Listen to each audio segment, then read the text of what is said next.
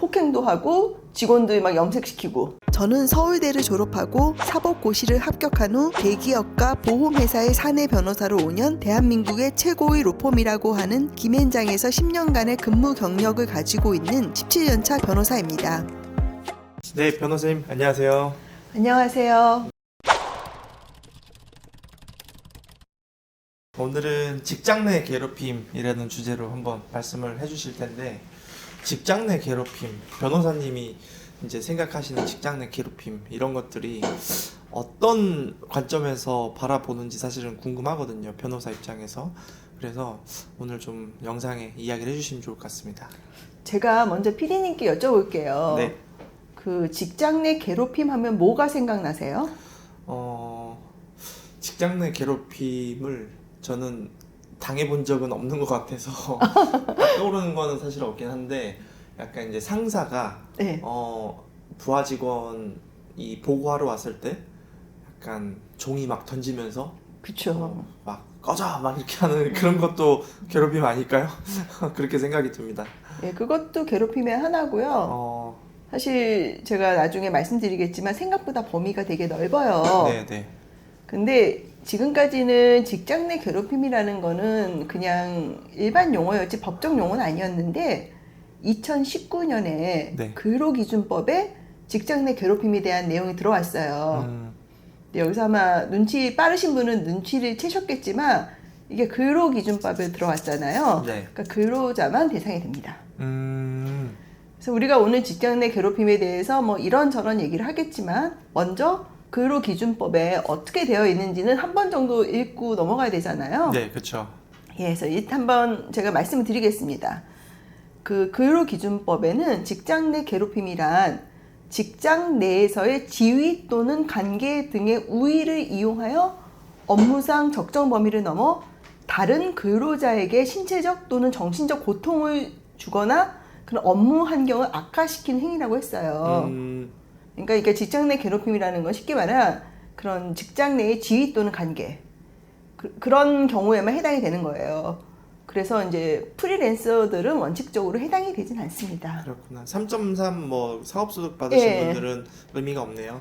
의미는 없는데 골프장 KD 같은 경우는 대법원에서 인정을 해요. 생각보다 요 근로자의 범위는 사실 근로기준법이냐 뭐 민법이냐 뭐 다른 법이냐에 따라서 약간씩 달라요. 네. 근데 최근에 KD에 대해서는 인정한 사례가 있습니다. 그렇군요. 쉽게 말하면 직장 갑질이에요.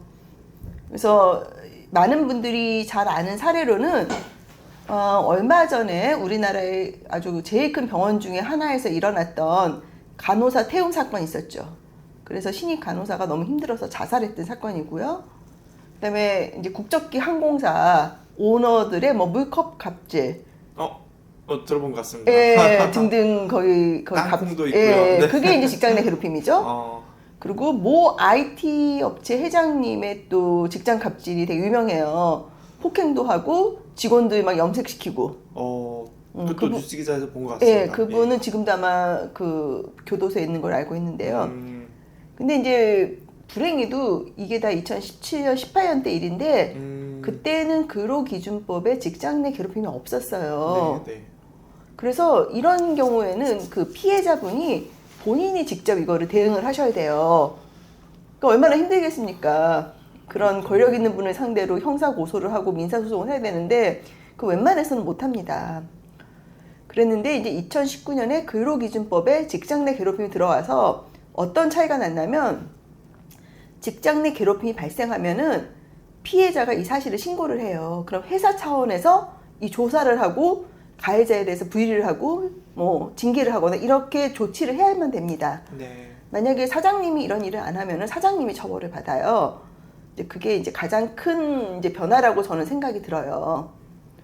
근데 이제 많은 분들이 직장 내 괴롭힘, 직장 갑질 대충은 아시는 것 같아요. 근데 그럼 구체적으로 어떤 경우를 직장 내 괴롭힘으로 인정을 하는지 그걸 좀 보여드리고 싶습니다. 그래서 고용노동부에서 가이드를 제공을 했는데 고용노동부에서 설명하는 직장 내 괴롭힘의 예시를 한번 설명을 해드리겠습니다. 지금 보시는 게 고용노동부가 제시하는 직장 내 괴롭힘 예시입니다. 보시면 되게 그 범위가 넓은데 좀 제가 봤을 때 눈에 띄는 거를 설명을 해드리면요.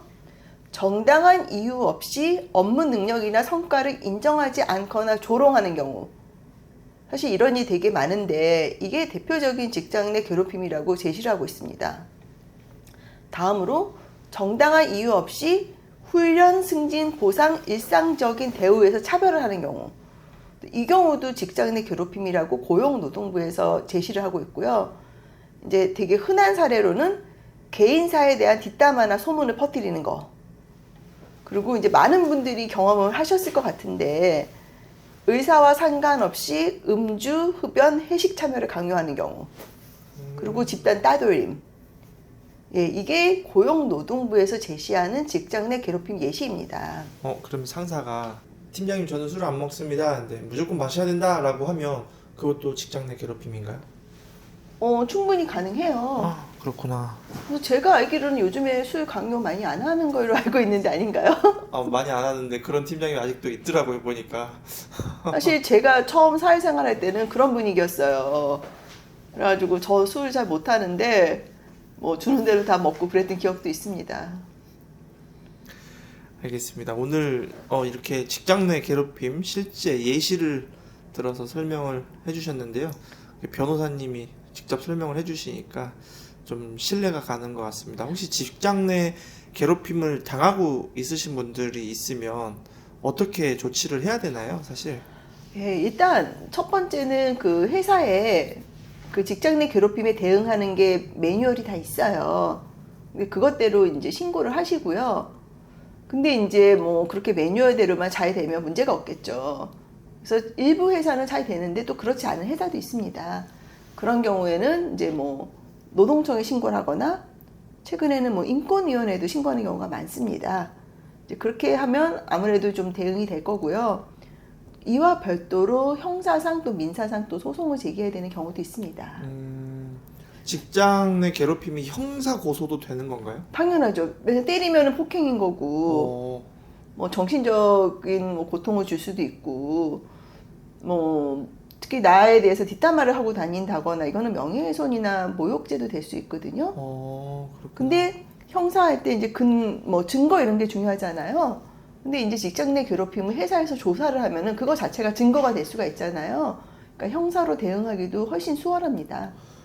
그리고 이제 최근에 그 결혼한 지 3개월밖에 안 된 그 신혼의 신랑이 직장 내 괴롭힘으로 자살한 사례가 있었어요. 그거 뭐 아시는 분도 아실 텐데 그 농협 직원이었는데 그 위에 있는 상사가 엄청 괴롭혔대요. 이분이 좀 집이 잘 살았다네요.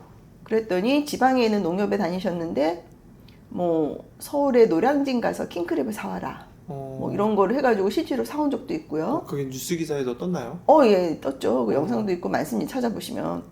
그리고 이분이 약간 대장 항문 쪽에 질환이 있었는데 그거를 뭐 CCTV로 막 일일이 감시하면서 놀리고 그래가지고 이분이 결국 참다 못 참고 자살을 했습니다.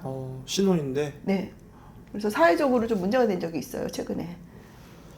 알겠습니다. 이 직장 내 괴롭힘이 사실은 그냥 단순하게 생각할 부분이 좀 아닌 것 같네요. 요즘 사회 분위기상. 그렇죠?